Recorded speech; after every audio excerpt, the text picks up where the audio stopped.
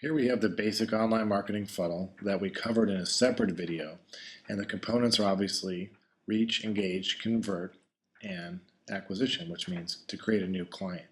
And just for a quick review, in case you don't have that video or have seen it lately, the goals for each phase of the online marketing funnel. Well, with reach, we want to generate the right traffic by being in the right places, both online and offline. For engagement, we want to engage visitors with the right message that we also covered in another video called the 5 M's of marketing, one of the M's is message. To convert, we want to convert more visitors to our site into qualified leads.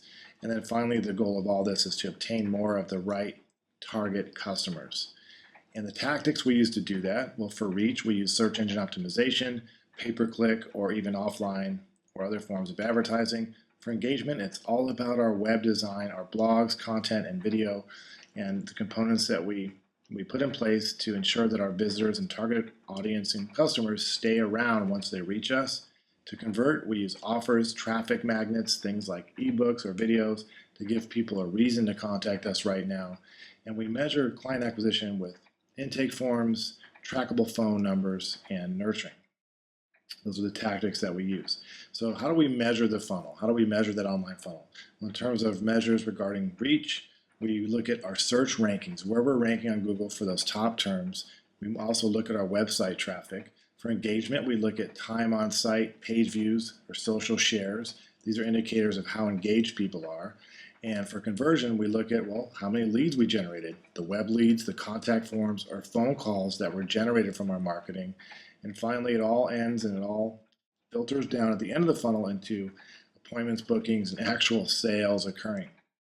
But what we're going to talk about today is one of the tools we can use to measure the funnel.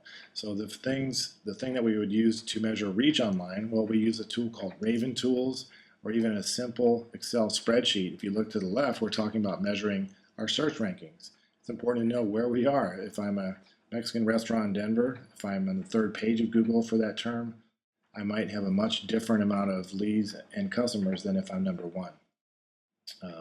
And engagement, well, we look at different metrics in Google Analytics. We look at the time on site or the bounce rate and the page views. And we're going to cover all this in a Google Analytics video later. Again, this is just a top level overview, and we're going to dig into one tool to measure the return on investment for your marketing. Speaking of which, for conversion, we might use email marketing software or a simple Excel spreadsheet that we're going to use today. And in terms of customers, you might have some elaborate intake forms or even software that your practice or brick and mortar business uses, but that's not important because either way, what is important is that you're measuring your marketing and you know what the ROI is. So in this video, we're going to teach you how to scrutinize every dollar you spend on marketing and lop off those activities that aren't producing an ROI and do more of the ones that are. Here I'm looking at a basic Excel spreadsheet that we created just for you to use in lieu of any other more advanced tool that you might not have in place to measure your marketing. So the bottom line is that you're measuring a couple simple metrics every month, and you or somebody you delegate this to in your business is looking at these, and magic happens just by measurement. So let me give you a couple kind of easy outs here. That the most important thing is that you measure these things. We're going to teach you in future videos how to get the information if you don't have them readily available. But don't let another day, week, or month go by without measuring your marketing, because you might be throwing money down the drain when you could be doubling or tripling the leads just by making a couple of changes and looking at 4 basic numbers. So again, this spreadsheet is right on this blog post or in this article. If you're watching this video on YouTube or another outlet on the web, go ahead and go to Geek Free Marketing, register for the free marketing course, and you'll see this in the actual post. Hopefully that's where you're looking at this now. Anyway, so don't be intimidated by the number of metrics that are on this spreadsheet. It really only boils down to 4 basic metrics you need to measure, and the rest are just computations for the nerds among us that want to scrutinize the details a little bit further. But the first 4 things you need to look at are really simple. So here along the top columns here, we just have the different avenues for our marketing. So this particular fictitious business might be spending $750 a month on SEO, $500 on lawyers.com, which if you're a dentist, that might be a dental directory. There's directories out there and paid sources for any type of business. The important thing is I'm just writing down the monthly budget I'm spending to each channel of advertising and marketing, and you'll see the totals here. So now, the basic numbers I would track is how many visitors each of these channels is driving to us. Now, I'm not going to go into detail on Google Analytics here. We're going to cover that in a separate video, but you can easily look at traffic sources and see referring sites, and you can see how much of your traffic came from natural search results, how much came from different websites it might be paying to list your business on, and there's even ways to track kind of lead forms and that kind of thing, but that's outside the scope of this. The important thing is that you know how many visitors came from there, and you're putting the basic numbers in place.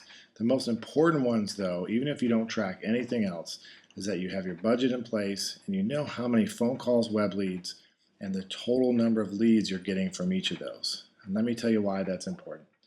I just put an arbitrary dollar amount for this fictitious law firm, say it's a bankruptcy firm, of $3,000 for client value, the average client.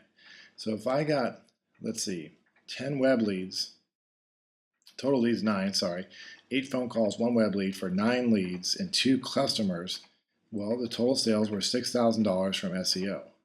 But just by tracking those basic 4 numbers, look what the amount of insight I have available. Now I know that the average visitor to my site that comes from SEO is worth $15 to me. So the reason why we're looking at that in terms of value is because if I divide the number of visitors by the sales on our site, the average person that comes to our site is worth about $15. Why? Because out of 400 visitors, 2 of those became clients. So now I know the conversion rate on that. Okay, we're going to look at that below. See? Now, per lead, I know that it's $666 per lead. Why? Because if I got $6,000 in sales and I got a total of 9 leads, that's what that computation works out to. That's pretty good to know. So now I know that I'm willing to pay this much for a qualified lead to my site. The other side of the equation is the cost. I'm paying $1.90 to get every visitor to my site because I'm spending $750 to get 400 visitors. So now, and there's a bunch of computations. You can look at these later once you start using the tool. I don't want to go into the analysis and take away the attention from the important thing, which is that you're tracking these top 4 metrics. And the bottom line is I know which channels convert better and what my return on investment is. So the important thing that I know right now is where my return on investment for my marketing is happening. I know that I'm getting an 800% ROI on SEO that I'm paying for, 600% from this source, and if I'm getting a very small ROI or none at all or even a negative ROI, maybe I have a lot of questions to ask that particular company I'm advertising with. Maybe I want more tracking from them. Maybe I'm missing some of the phone calls or leads and not giving them credit. I don't want to make assumptions, but it's going to tell me that I need to dig more deeply into the lame ducks here, find out what's going on, and hopefully not, but if we do find there's truly a negative ROI, once I'm measuring this stuff, I'm going to cut this off and take this budget and spend it on the things that are working. So if we do that over time, just by measuring the return on investment for the different channels we're using for marketing and advertising, magic happens. So this is the basic ROI spreadsheet. Again, it's available right here in this article.